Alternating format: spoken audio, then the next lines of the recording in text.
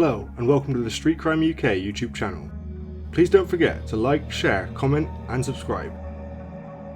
Today we're looking at HM Prison Hollesley Bay.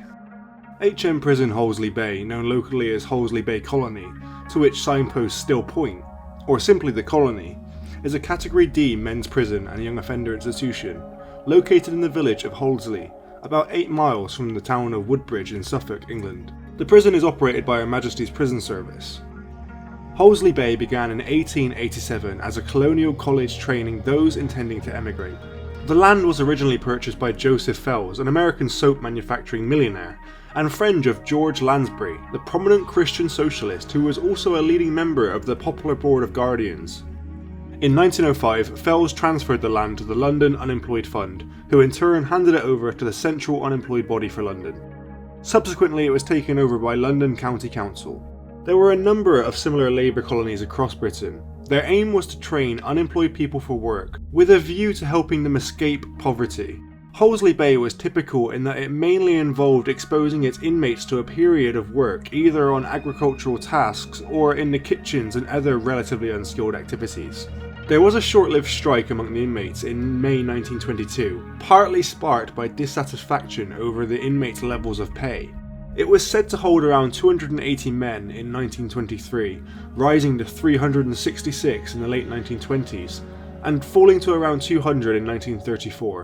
In 1938, the Prison Commission purchased the site for use as a borstal and detention centre. The Irish writer Brendan Behan, arrested for IRA activities in 1939, was sent there, and subsequently described his experiences in Borstal Boy. A major expansion took place in 1982 with the opening of Warren Hill Prison, a 285-place secure unit. In 1983, Hollesley Bay became a youth custody centre. This replaced the Borstal system. In 2002, the old Borstal site became mainly for the use of minimum security adult offenders. And since 2002, the prison has been repeatedly criticised for apparently large numbers of escapes, which has led to the nickname Holiday Bay. Hollesley Bay did have the largest prison farm in the British prison system, along with the oldest established stud for the Suffolk punch horse in the world. Hollesley Bay Prison today holds Category D adult male prisoners, Category D male young offenders, and male life sentence prisoners at the parole board's discretion. Accommodation at the prison comprises 8 residential units. There are Hoxton, Stowe, Bosmere, Cosford, Wilford, Blything, Samford and Mutford, most of which have single occupancy rooms. There are double occupancy rooms on Hoxton and Cosford. The prison offers part-time education classes to inmates through A4E. Subjects include literacy, numeracy, ESOL, music, information technology, cookery, graphic design, and the Community Sports Leader Award. The gym operates during evenings and weekends, offering a range of sporting activities. There are full-time accredited vocational training courses in building operations, plumbing, motor mechanics, plastering, bricklaying, and painting and decorating. Adult inmates are also offered work in the prison's kitchen, gardens, cleaning, laundry orderlies, staff mess, contract services, resettlement department, reception, education department, clothing exchange store, and the transport department. Wages range from £14 per week to £25 per week for drivers in the transport department. 100 inmates currently work outside the prison, either in community work or training or paid work. Borstal Boy, a 1958 autobiographical novel by Brendan Behan, recounts his imprisonment at Hollesley Bay. The novel was subsequently turned into a play adapted by Frank McMahon, and a film directed by Peter Sheridan starring Sean Hattersley and Danny Dyer.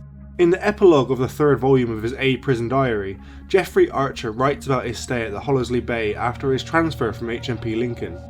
HMP Hollesley Bay was developed as a borstal in 1938, on the site of a former colonial college with extensive farmlands whose original buildings dated 1887, now house much of the administration centre. Hollesley Bay Open Prison for adults mainly was formerly separated from the adjacent HM YOI Warren Hill, which is now a closed establishment holding a solely juvenile population. There are 9 residential units, Blything, a 42-bed unit holding prisoners on their first night and during induction. It also contains medical use rooms for residents who need in-room toilets.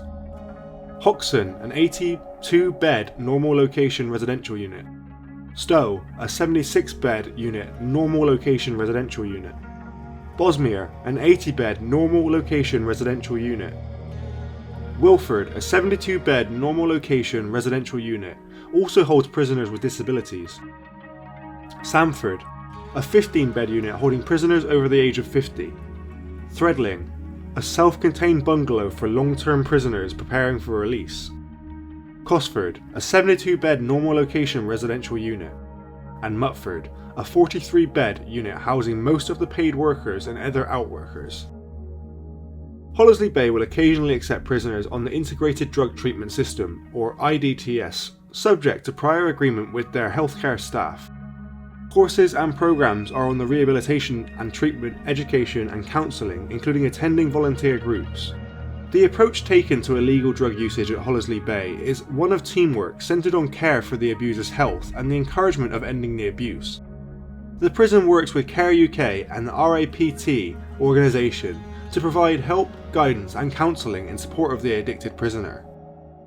In resettlement, prisoners have access to a job club and virtual campus and a web-based information service that allows them to seek for jobs anywhere within the UK.